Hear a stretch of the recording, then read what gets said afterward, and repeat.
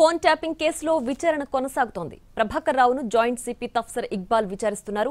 Rule number 419 నిబంధనలు ఉల్లంఘించి phone tapping చేసిన కోణంలో ఎంక్వైరీ నడుస్తోంది. 26 హార్డ్ డిస్క్లు ధ్వంసం, అందులో 7 కొత్త హార్డ్ డిస్క్ల రీప్లేస్మెంట్ పై కూడా విచారణ జరుగుతోంది. రివ్యూ కమిటీ అనుమతి లేకుండానే రాజకీయ నేతలు, వ్యాపారవేత్తలు ఫోన్ ట్యాప్ చేసినట్లు సిట్ అధికారులు గుర్తించారు. ధ్వంసం చేసిన 26 హార్డ్ డిస్క్లు ఎక్కడ దాచిపెట్టారనే దానిపై విచారణ కొనసాగుతోంది.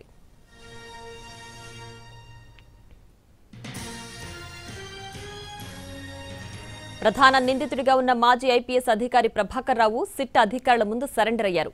ఇవాళ ఉదయం 11 గంటలకు లొంగిపోవాలని నిన్న సుప్రీంకోర్టు ప్రభాకర్ రావును ఆదేశించింది. వారం పాటు కస్టోడియల్ విచారణకు కూడా అనుమతించింది కోర్టు. దీంతో ప్రభాకర్ రావును అదుపులోకి తీసుకుని ప్రశ్నిస్తున్నారు సిట్ అధికారులు. కస్టడీ సమయంలో టార్చర్ చేయొద్దని తెలిపింది సుప్రీంకోర్టు. ఆయనకు ఇంటి భోజనం, మందులు అందించాలని సుప్రీం సూచించింది.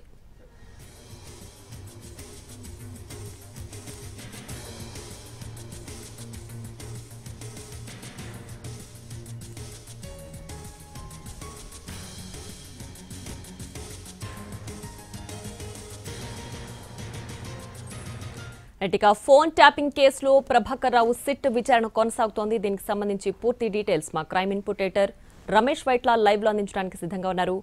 రమేష్, ఇప్పటికే ప్రభాకర్ రావును టార్చర్ చేయొద్దు అంటూ కూడా సుప్రీం ఆదేశించింది. విచారణ ఏ విధంగా కొనసాగుతోంది, ఏంటి పూర్తి డీటెయిల్స్?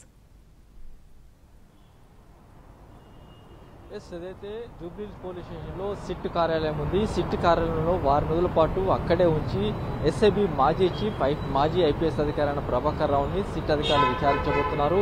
ఫోన్ ట్యాపింగ్ వ్యవహారంలో అసలు కీలకమైన దేశాన్ని చెప్పుకోవచ్చు. ఎందుకంటే వారం రోజుల పాటు సిట్ అధికారులు కస్టోడియల్ విచారణకు అనుమతి సుప్రీంకోర్టు ఇవ్వడంతో ఈ మేరకు ఈ కేసులో అత్యంత కీలక సూత్రధారి, పాత్రధారైన ప్రభాకర్ రావుని అటు సిట్ అధికారులు విచారించిస్తున్నారు. అయితే ఈ విచారణలో కీలక అంశాలు కూడా తెలుసుకున్న పరిస్థితి కనబడుతుంది. ఎందుకంటే దీంట్లో ముఖ్యంగా చూస్తే అతను పదవి కాలం అయిన తర్వాత అతను ఏ విధంగా నియమించారు, ఎవరు నియమించారు, ఏ కోణంలో నియమించారు అనే విషయం కూడా ప్రధానంగా దీన్ని విచారించబోతున్నారు. దీంతో పాటుగా కొత్త ప్రభుత్వం, కాంగ్రెస్ ప్రభుత్వం వచ్చిన తర్వాత అప్పుడు 26 హార్డ్ డిస్క్లతో పాటు కొత్త హార్డ్ డిస్క్లు మొత్తంగా 30 పైచిలకు హార్డ్ డిస్క్ మొత్తాన్ని కూడా ధ్వంసం చేసి, అంటే వాటిని మొత్తం కట్ చేసి వాటన్నిటి తీసుకెళ్లి మూసీ నదిలో పడివేయడం జరిగింది. అయితే దీనికోసం డిఎస్పీ ప్రణీత్ రావును వాడుకున్నారు. అయితే హార్డ్ డిస్క్లని ఎవరు ధ్వంసం చేయమన్నారనే విషయం కూడా తెలుసుకునే ప్రయత్నం చేయబోతున్నారు. దీంతో పాటుగా ఫోన్ ట్యాపింగ్ దాదాపు ఒక 6 సంవత్సరాల పాటు పెద్ద ఎత్తున ఫోన్ ట్యాపింగ్ చేసినట్టుగా అధికారులు, సిట్ అధికారుల విచారణ బయటపడింది. ఈ 6 సంవత్సరాల పాటు ఎవరెవరు ఫోన్లు విచారించారు, ఎవరెవరు ఫోన్ ట్యాప్ చేశారు, ఎంతమంది ట్యాప్ చేశారు, ఎందుకోసం ట్యాప్ చేశారు, ఎవరు చెప్తే ట్యాప్ చేశారు, ఏ కోణంలో ట్యాప్ చేశారు, ట్యాప్ చేసిన విషయాలన్నీ ఎవరికి ఇచ్చారు, దీంతో పాటుగా కొన్ని కంట్రోల్ రూమ్స్, హైదరాబాద్లో అప్పటి ప్రతిపక్ష నేత రేవంత్ రెడ్డి కావచ్చు, లేకుంటే వరంగల్లో మరొక కంట్రోల్ రూమ్ కావచ్చు, లేకుంటే కరీంనగర్లో మరొక కంట్రోల్ రూమ్ కావచ్చు, ఇలాంటి కంట్రోల్ రూమ్ పెట్టి అక్కడి నుంచి కూడా ఫోన్ ట్యాపింగ్ చేస్తున్న కొంత సమాచారం ఉంది. వాటికి సంబంధించిన సమాచారం కూడా తెలుసుకోబోతుంది. దీంతో పాటుగా ఒక ఛానల్ ఎండి ఇంట్లోనే తయంగా ఫోన్ ట్యాపింగ్ మెటీరియల్ పెట్టేసి ఆ మేరకు ట్యాపింగ్ చేసినట్టుకు కొంత సమాచారం వచ్చింది. దీంతో పాటుగా రాజకీయవేత్తలు కావచ్చు, జడ్జిలు కావచ్చు, మీడియా ప్రతినిధులు కావచ్చు, లేకుంటే మిగతా కొంతమంది ఎప్పుడైతే ఉప ఎన్నికలు జరుగుతున్న సమయంలో కొంతమంది వ్యాపారవేత్తలు నిఘా పెట్టడం కావచ్చు, ఎవరైతే ప్రతిపక్ష నేతలకు ఆర్థిక సాయం చేస్తున్నారో వాళ్ళ మీద నిఘా పెట్టి ఆ డబ్బులు పట్టుకోవడం కావచ్చు, ఇలాంటి ప్రతి ఒక్క కోణాన్ని కూడా పూర్తిగా విచారించబోతున్నారు. దీంతో పాటుగా ప్రభాకర్ రావు సంబంధించిన సెల్ ఫోన్ ఇవ్వాలని చెప్పి కూడా సిట్ అధికారులు పదే కోరినప్పటికీ ఒక పాత సెల్ ఫోన్ తీసుకొచ్చి 2 సార్లు అతను ఇవ్వడం జరిగింది.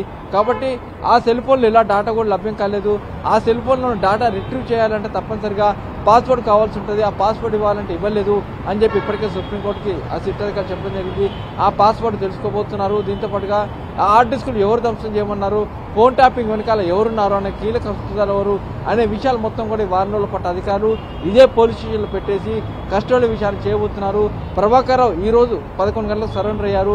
అటు శుక్రవారం రోజు మళ్ళీ కస్టడీ విచారణ పూర్తయినంత తారీఖు అతను వెళ్ళిపోయే అవకాశం ఉంటుంది.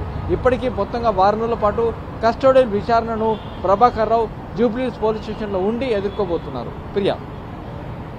Right Ramesh, thanks for the updates.